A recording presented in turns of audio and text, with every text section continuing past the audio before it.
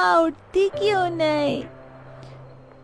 माँ पांचों बहनों को छोड़कर जा चुकी है पिंकी।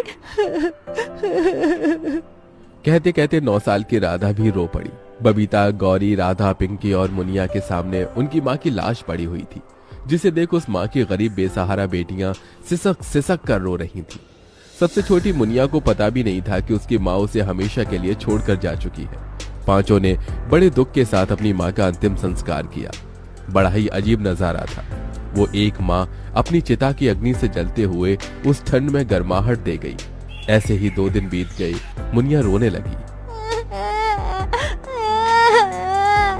गौरी मुनिया को गोद में लेकर चुप कराने की कोशिश करती है। दीदी, लगता है मुनिया को जोर की भूख लगी है, वो बस रोई जा रही है। जानती हूँ गौरी, मगर मुनिया को पिलाने के लिए घर में दूध भी नहीं और ना ही हमारे पास पैसे हैं।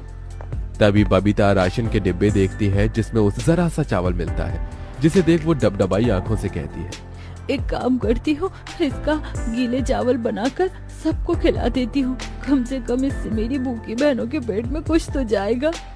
बबीता चूल्हे का धुआं झेलकर भात बनाने लगती है और उसकी बाकी की बहनें ठंड में ठिठुरते हुए भूख भरी आंखों से उसे देखती हैं।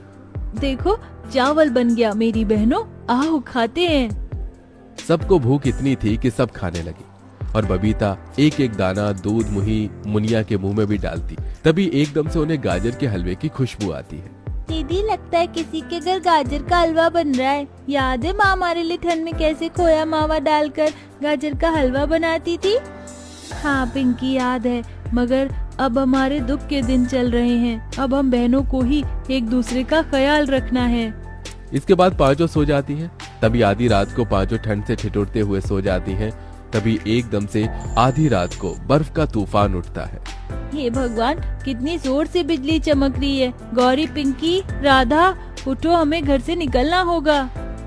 पांचों उठकर जैसे ही बाहर निकलती हैं, उनका घर ढह जाता है और पांचों अनाथ बेसहारा बहनें सड़क पर आ जाती हैं।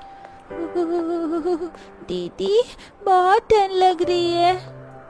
दीदी, अब इतनी ठंड में हम कहाँ जाएंगे? पता नहीं बहनों, मगर इस ठंड से बचने के लिए जगह तो ढूंढनी ही होगी। पूरी सड़क पर घनी ओस जमी थी और ठंडी हवा कहर ढा रही थी। तभी बबीता एक कूड़े खाते के पास रुकती है, जहाँ एक टूटा फूटा पाइपलाइन पड़ा हुआ था। आज से यही हमारा घर है, हम पांचों यहीं रहेंगे।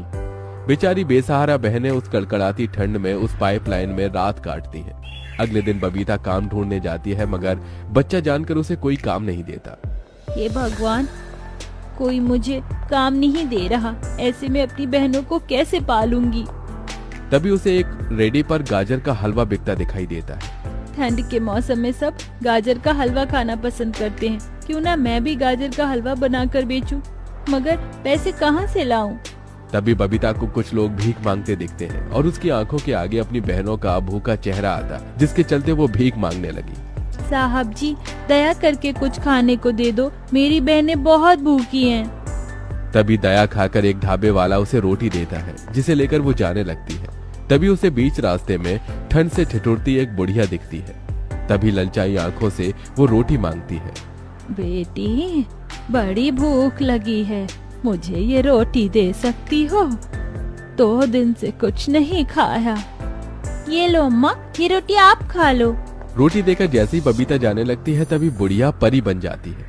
बबीता, तुम दिल की बहुत अच्छी हो। इतने दुख में होकर भी तुमने अपने हिस्से की रोटी दे दी। मैं भी तुम्हें कुछ देना चाहती हूँ। परी अपनी जादुई छड़ी घुमाकर बड़े ही चमकीले लाल गाजर देती है। ये लो, जादुई गाजर है। तुम गाजर का हलवा बेचना चाहती थी ना? इसे तुम जितना भी गाजर का हलवा बनाकर बेचोगी, ये घटेगा नहीं। जादुई गाजर को देने के लिए तुम्हारा बहुत बहुत शुक्रिया परी। गाजर लेकर बबीता अपनी चारों बहनों के पास आ जाती है और सारी बात बताती है। अगले दिन चारों अनाथ बहनें मुनिया को गोदी में लिए गाजर का हलवा बनाकर बेचने फुटपाथ पर आती है, जहां गौरी जोर जोर से लोगों को आवाज लगाकर बुलाती है। गाजर का हलवा खा लो, ठंड में लाल लाल ताजे गाजर का हलवा खा लो, एकदम सस्ते में, पहले आओ पहले पाओ। गाजर के हलवे की खुशबू से लोग उन पांचों अनाथ बहनों के पास खिंचे चले आते हैं। भाई, खुशबू तो बहुत ही बढ़िया आ रही है हलवे की, एक प्लेट देना। जी साहब, ये लीजिए। जैसे ही ग्राहक उन अनाथ बहनों का गाजर का हलवा चखता है तो वो खुश होकर तारीफ करते हुए बोलता है, भाई वाह, तुम बच्चियों ने तो बड़ा ही गजब का गाजर का हलवा बनाया है। किससे सीखा? माँ से? माँ शब्द से ही सबकी आंखों में आंसू भर आते हैं।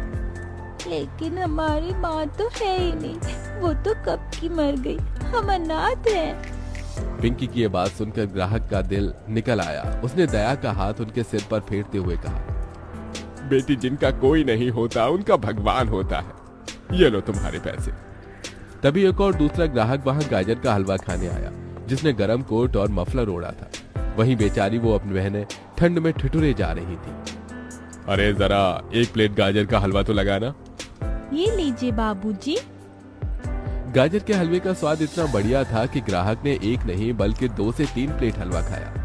भाई वाह, हलवा तो गजब का बनाती हो तुम बहनें, खाकर दिल खुश हो गया। ग्राहक पैसे देकर चला जाता है। तभी राधा ठिठुरते हुए कहती है, दीदी, आप तो ये ठंड सही नहीं जाती। दीदी माँ होती तो हमारे लिए स्वेटर बुनती ना, हम ऐसे बिना स्वेटर के नहीं होते। अपनी बड़ी बहन को थोड़ा वक्त दो मेरी बहनों, मैं तुम्हारे लिए जल्दी स्वेटर खरीद कर ले आऊंगी। ऐसे ही दिन बीतते जाते हैं और वो बेसहारा अनाथ बहनें ठंड में कपकपाते हुए हर दिन उसी ठंड भरी सड़क पर गाजर का हलवा बेचती और कभी बड़ा पाव तो कभी रूखा सूखा खाकर सो जाती, जिससे पैसे जोड़ जोड़ कर वो अपनी बहनों को स्वेटर दिलाती है। गाजर का हलवा खा लो, ठंड में लाल लाल ताजे गाजर का हलवा खा लो, एकदम सस्ते में, पहले आओ पहले पाओ। अब तो ठंड में उनके गाजर का हलवा खाने के लिए लोगों की भीड़ लगने लगती है और हलवा जितना बिकता परी के दिए जादू से उतना ही बढ़ता जाता। दीदी, ये गाजर का जादुई हलवा तो बहुत ही अच्छा है, जितना बिकता है घटने की बजाय बढ़ता जाता है। हाँ पिंकी, ये बस उस जादुई परी के लिए वरदान का ही असर है, वरना आज हम अनाथ बहनें भूखी मर रही होती। कहते कहते दुख से बबीता रोने लगती है। हर दिन के साथ बिक्री बढ़ती जाती है, जिससे बबीता अपने और अपनी बहनों के लिए एक घर बना लेती है और अब पांचों उसी में रहने लगती है। दीदी, इस घर में बिल्कुल भी ठंड नहीं, यहाँ कितनी गर्माहट है। हाँ, अब हमें अपना घर मिल गया, हमें उस टूटे फूटे पाइपलाइन में नहीं रहना पड़ेगा।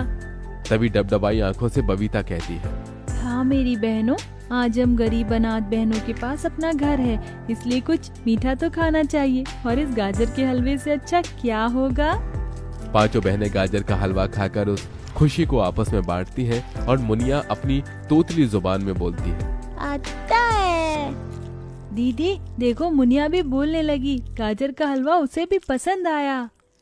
ये हलवा है ही इतना स्वादिष्ट, मुझे तो और खाना है। मुझे भी एक कटोरी गाजर का हलवा और चाहिए। हाँ हाँ, ये लो मेरी बहनों, खाओ पेट भर कर खाओ, आज कितने दिन बाद हमने कुछ अच्छा खाया है।